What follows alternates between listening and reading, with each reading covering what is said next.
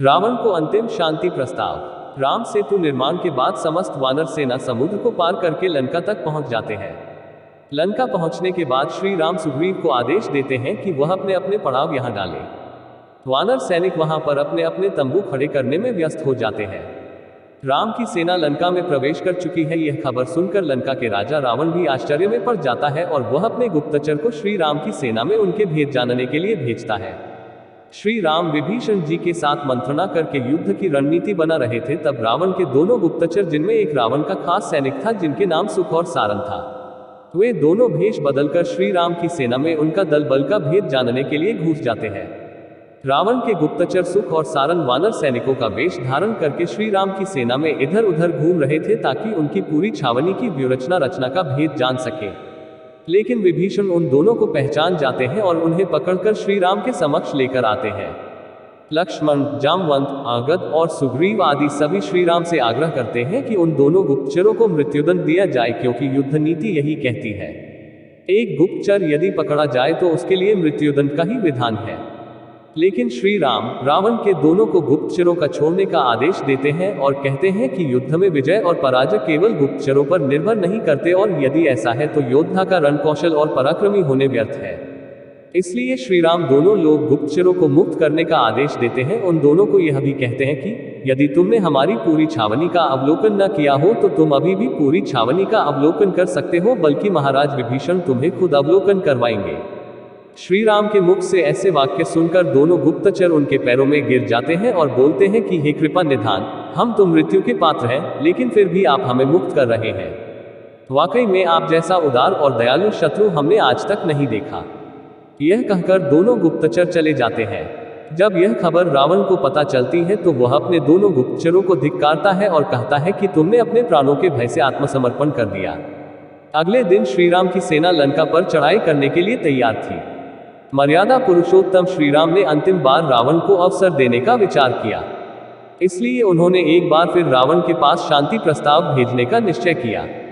श्री राम की तरफ से रावण को शांति प्रस्ताव देने के लिए बाली पुत्र अंगद को चुना जाता है, जबकि लक्ष्मण जी बजरंगबली हनुमान को दूत बनाकर भेजने का परामर्श देते हैं। लेकिन श्री राम ने यह सोचकर उन्हें दूत बनाकर नहीं भेजा, क्योंकि वह पहले भी रावण के दरबार में जा चुके हैं। इससे रावण को यही लगेगा कि हमारी सेना में हनुमान के अतिरिक्त कोई वीर वानर नहीं है।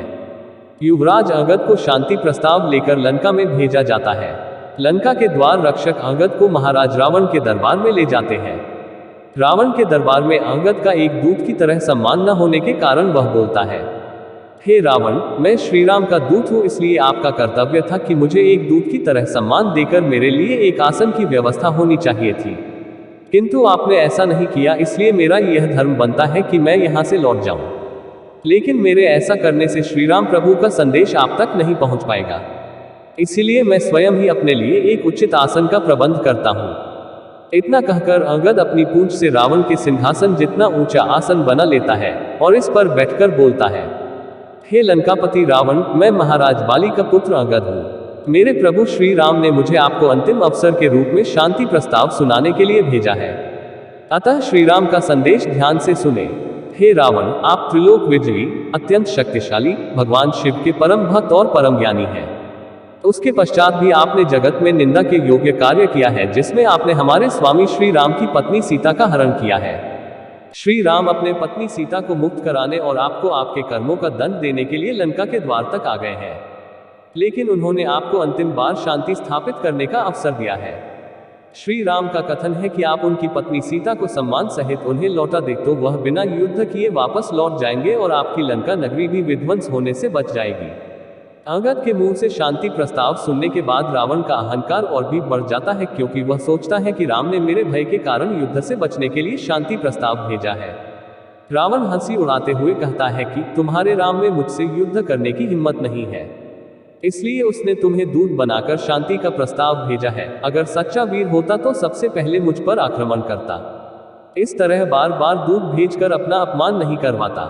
रावण के इस अहंकार का जवाब देते हुए अंगद ने कहा, अहंकारी रावण, श्री राम ने शांति प्रस्ताव इसलिए भेजा है क्योंकि वह सच्चे वीर है। वह नहीं चाहते कि तुम्हारे कुकर्म के कारण लंका के निर्दोष लोग मारे जाएं।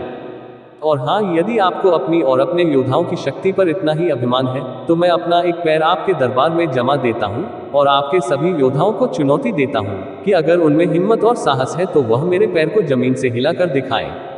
यदि आपका कोई भी योद्धा मेरे पैर को जमीन से उठा देगा तो मैं अपने स्वामी श्री राम की ओर से आपको यह वचन देता हूँ कि वह हार मानकर वापस लौट जाएंगे। यह कहकर वीर अंगद अपना एक पैर जोर से जमीन पर पटक कर उसे वही जमा देते हैं तथा रावण के सभी योद्धाओं को अपना पैर हिलाने की चुनौती देते हैं। उसके बाद रावण का एक शक्तिशाली और महाभट योद्धा आते हैं, लेकिन उनमें से कोई भी अंगद के पैर को जरा सा भी हिला नहीं पाता।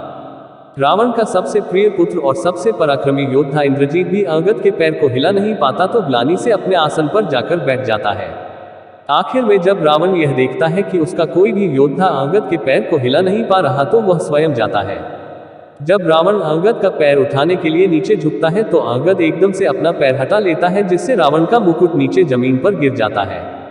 रावण का मुकुट उठाकर अंगद ने सावधान करते हुए वह मुकुट बाहर फेंक देते हैं। अंत में अंगद कहता है कि हे रावण, मेरी चुनौती आपके योद्धाओं के लिए थी, आपके लिए नहीं। मैं आपको अब भी यही परामर्श दूंगा कि आप सीता माता को सम्मान पूर्वक श्री राम को लौटा दीजिए और उनकी शरण में जाकर उनसे क्षमा मांग लीजिए तो आपकी असुर जाति विध्वंस होने से बच जाएगी। यह कहकर अंगद उड़कर वहां से वापस आ जाता है।